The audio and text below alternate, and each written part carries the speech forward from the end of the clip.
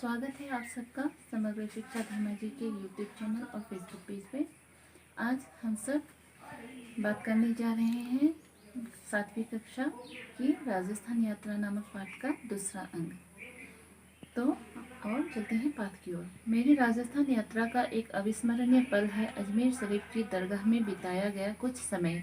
महान सूफी संत ख्वाजा मोइनुद्दीन चिश्ती की याद में बनी इस दरगाह में देसी विदेशी पर्यटकों की भीड़ देखने को मिली।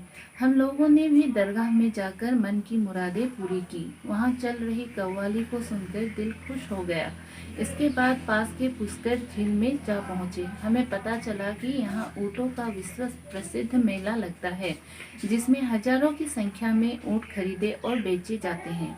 लेकिन दुर्भाग्यवश हमें वह मेला देखने को नहीं मिला। एबार निकिताहत गई पाइছিলেগে राजस्थाনৰ এটা মুছলিম ধৰ্মাৱলম্বী লোকসকলৰ এটা দৰগাহ হয়, য'ত তেওঁলোকে পবিত্ৰ স্থান বুলি মানে দৰগাহক তেনেকুৱা এটা দৰগাহত গৈ পালে। সেই দৰগাহটোৰ নাম আছিলে আজমেৰ শৰীফ কি দৰগাহ।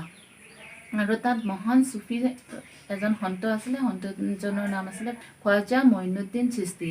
আৰু তেওঁৰ স্মৃতিতে এই দৰগাহটো বনোৱা হৈছিলে, য'ত দেশী বিদেশী নানান দেশৰ পৰা অহা পৰ্যটকসমূহে তাত ভিৰ কৰি আছিলে।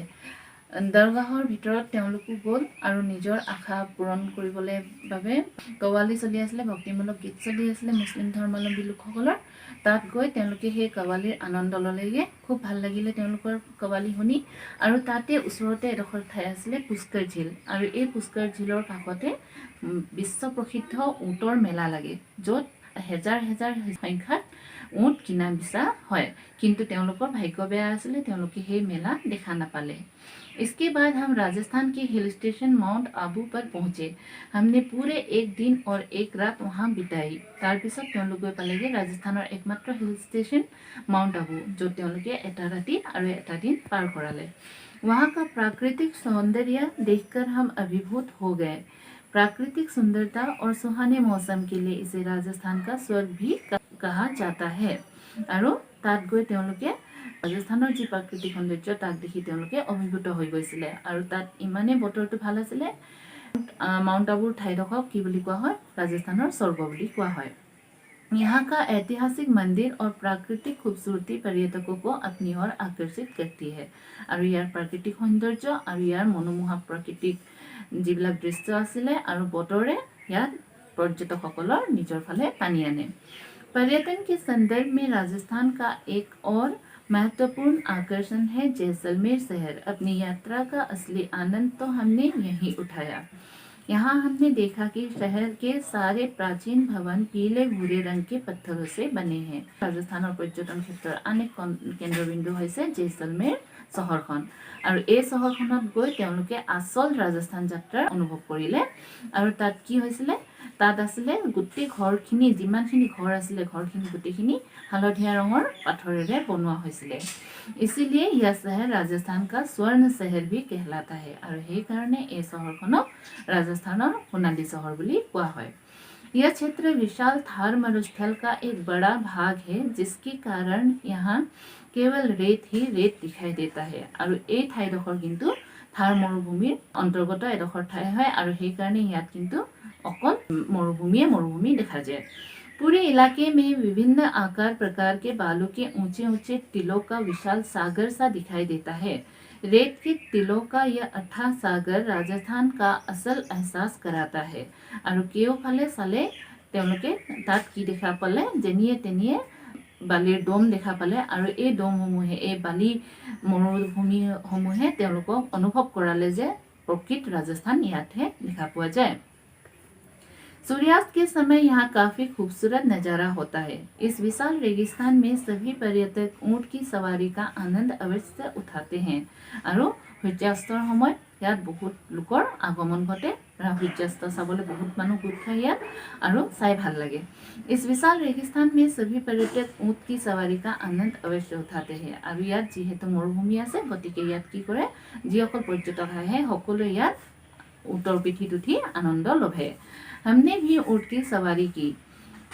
शुरू में तो इतने ऊंचे ऊँट की पीठ पर चढ़ते हुए मुझे बहुत डर लग रहा था আৰু প্ৰথমতে এই ওখ ऊँटर পিঠিত উঠোতে তেওঁলোকৰ ভয় লাগিছিলে নিকিতাৰ बहुत भय লাগিছিলে मगर साहस करके एक बार चढ़ने के बाद जब ऊँट अपनी लचकदार लंबी गर्दन हिलाते हुए रेत पर चलने लगा तो मुझे बड़ा मजा आ रहा था কিন্তু এবাৰ সাহস কৰি উঠৰ পিঠিত উঠাৰ লগে লগে যেতিয়া উঠৰ এই দীঘল ডিঙিটো লৰাই লৰাই বালিত খোজকাঢ়িবলৈ লয় তেতিয়া কিন্তু তেওঁলোকে খুব মজা ল'লে ऊँट की सवारी करते हुए मुझे लग रहा था मानो मैं युद्ध में जा रही कोई राजपूत वीरांगना हूँ उस क्षण को याद करके मैं अब भी रोमांचित हो जाती हूँ ऊँटर পিঠিতেদি যেতিয়া তেওঁলোকে ফুৰিছিলে নিকিতা যেতিয়া ফুৰিছিলে নিকিতাই নিজকে কেনে অনুভৱ কৰিছিলে তাই যেন কোনোবা ৰাজপুত বীৰাংগনাহে এগৰাকী কোনোবা এখন যুদ্ধলৈ যেন তাই গৈ আছে তেনেকুৱা এটা অনুভৱ তাই মনলৈ আহিছিলে যিটো অনুভৱে তাইক ৰোমাঞ্চিত কৰি তুলিছিলে यात्रा में हमें राजस्थान के प्रसिद्ध नृत्य घूमर जो उत्सवों के अवसर पर महिलाओं द्वारा किया जाता है देखने को मिला राजस्थानत ফুৰাৰ সময়ছোৱাত তেওঁলোকে এটা নৃত্য দেখিছিলে তেওঁলোকৰ লোকনৃত্য ঘুমৰ আৰু এই ঘুমৰ নৃত্য মহিলাসকলৰ দ্বাৰা বিভিন্ন উৎসৱ পাৰ্বণৰ সময় তাত কৰা হয় साथ ही कठपुतली की कला भी देखने को मिली जिससे हमें बहुत ही आनंद आया कठपुतली माने हल पुतला नाच और ये पुतला नाचरो তেওঁলোকে आनंद लभिले पूरी राजस्थान यात्रा के दौरान हम कई स्थानीय लोगों से मिले और उनसे बातचीत भी की यहाँ पुरुष का पारंपरिक पहनावा धोती और कुर्ता है सिर पर पगड़ी भी बांधी जाती है তেওঁলোকৰ যাত্ৰা সময়ছোৱাত তেওঁলোকে ৰাজস্থানৰ স্থানীয় লোক কেইবাজনৰ লগতো কথা বতৰা পাতিছিলে আৰু তাত পুৰুষসকলে কি পিন্ধে পুৰুষসকলে ধুতি আৰু কুৰ্তা পিন্ধে মূৰত তেওঁলোকে এটা পাগুৰি মাৰি থাকে মহিলাই লেহেঙ্গা और ओढ़नी पहनती है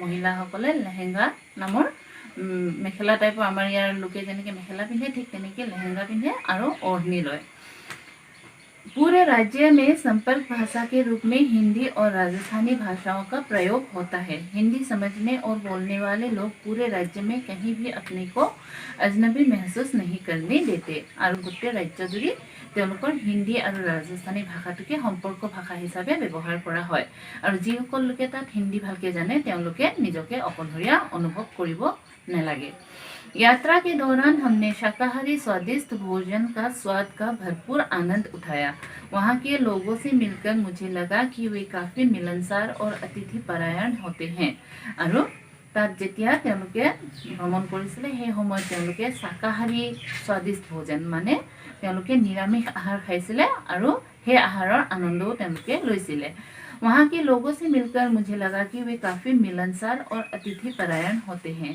और तार लोकসকলৰ লগত লগ লাগি বা তেওঁলোকৰ লগত কথা বতৰা পাতি তেওঁলোকে অনুভৱ কৰিছিলে যে তাৰ লোকসকল খুব অতিথি পৰায়ণ হয় আৰু মানুহৰ লগত সহজে মিলিজুলি যাব পাৰে रेगिस्तान इलाके में बरसात बहुत कम होती है और यहाँ पानी भी सहज ही उपलब्ध नहीं होता गर्मी के मौसम में तापमान भी काफ़ी अधिक हो जाता है लेकिन राज्य के दूसरे हिस्से में मौसम सामान्य रहता है यह एक अति मनोरम और विविधताओं से भरा हुआ राज्य है তাত কি হয় ৰাজস্থানৰ বতৰৰ ক্ষেত্ৰত কৈছে নিকিতাই যে যিবোৰ মৰুভূমি ঠাই আছিলে সেইবিলাকত বৰষুণটো কম হয় আৰু সেইকাৰণে পানীও সহজে পাবলৈ নাই गर्मी के मौसम में तापमान भी काफ़ी अधिक होता है और जीहेतु बाली आছিলে गतिके गरমৰ দিনতো तापमात्राটো बहुत बेसी হয় लेकिन राज्य के दूसरे हिस्से में मौसम सामान्य रहता है किंतु तार লগতে য'ত মৰুভূমি নাই সেইবোৰ জেগাত কিন্তু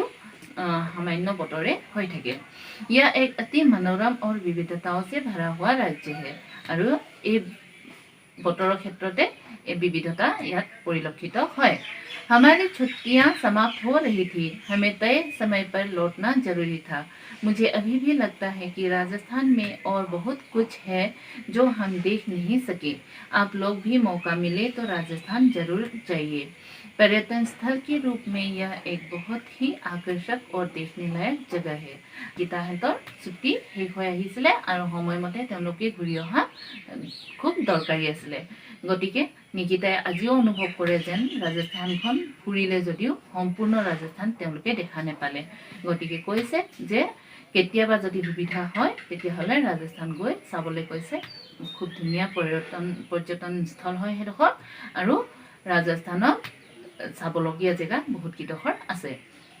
आलेख को पूरा करने के बाद निकिता ने उसे लिफाफे में भरा। फिर लिफाफे पर स्थानीय हिंदी अखबार के संपादक महोदय का नाम पता लिखकर अपने पिताजी को सौंप दिया। एया लिखनिটো लिखि शेष होৱাৰ পাছত निकिताই কি কৰিলে এটা খামত এই লিখনিটো ভৰালে আৰু স্থানীয় যিখন হিন্দী বাতৰি কাগজ আছিলে তাৰ সম্পাদকজনৰ তাত এড্ৰেছটো লিখিলে, নাম লিখিলে, লৈ সেই खामतुनी देवताকক दी दिलेगी। तो यह था आप लोगों के लिए मेरी राजस्थान यात्रा। पूरी पाठ मैंने कह सुनाई। অসমীয়াটো বুজাই দিয়া হ'ল। আশা কৰিছোঁ বুজি পাইছা নিশ্চয়। আৰু ইয়াৰ বাবে কঠিন শব্দখিনিৰ শব্দ অৰ্থ দি দিয়া হৈছে স্লাইডত, চাই ল'বা। কঠিন শব্দৰ শব্দ অৰ্থখিনি চাই লোৱা। ব্যক্ত মানে প্ৰকাশ কৰা, আখবাৰ মানে বাতৰি কাগজ, জিজ্ঞাসা মানে জনাৰ যিটো হেঁপাহ, দফতৰ মানে কাৰ্যালয়, আঁখে চমক উঠি মানে আনন্দিত হোৱা, ৰেগিস্তান মানে মৰুভূমি, সুনিয়োজিত মানে হ'ল সুন্দৰভাৱে সজোৱা, মঞ্জিল হ'ল গন্তব্যস্থান, নজদিক হ'ল ওচৰ, এহছাছ হ'ল অনুভৱ, তট মানে হ'ল পাৰ, কালাই মানে হ'ল হাত, অবিস্মৰণীয় মানে হ'ল পাহৰিব নোৱাৰা, কৱালি মানে হ'ল মুছলিম ধৰ্মাৱলম্বী লোকসকলৰ ভক্তিমূলক গীত, দুৰ্ভাগ্যবশ মানে হ'ল দুৰ্ভাগ্যবশত, অৱসৰ মানে হ'ল সুবিধা, কঠপুতলি মানে হ'ল পুতলা নাচ, শাকাহাৰী হ'ল মানে হ'ল নিৰামিষ